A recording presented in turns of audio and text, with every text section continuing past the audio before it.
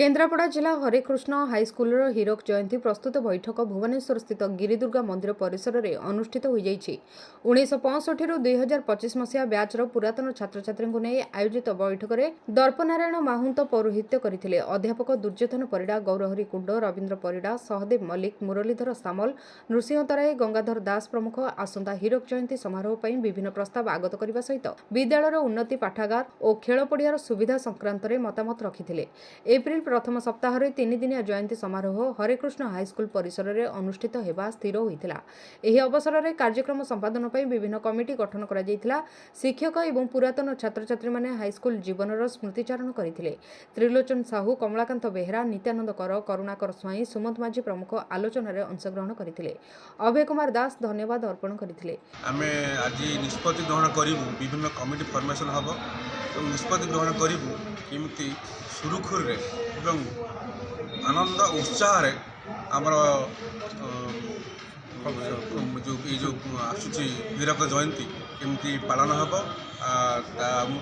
सर्वांग भाव में सफल करूँ समस्त क्षेत्र सामिल करूँ सामाजिक बंधु हो जो मैंने राजनेता हूँ साहित्यिक हूँ समस्त को आम डाकू तार सफल रूपायन हम से आम बसु आम आज मीटिंग सरलापर हे तो आम जा आज सीएम को भेटी पारू और गवर्नर को भेटार प्रोग्राम रही भेटी सारापर आम निष्पत्ति करूँ।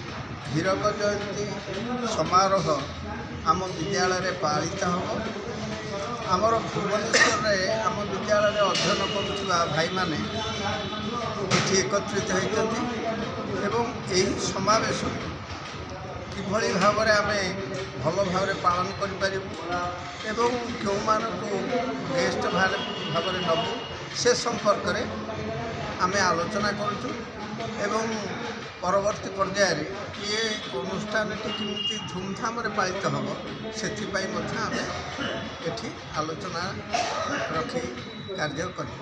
भुवनेश्वर विश्वजीत दास का रिपोर्ट।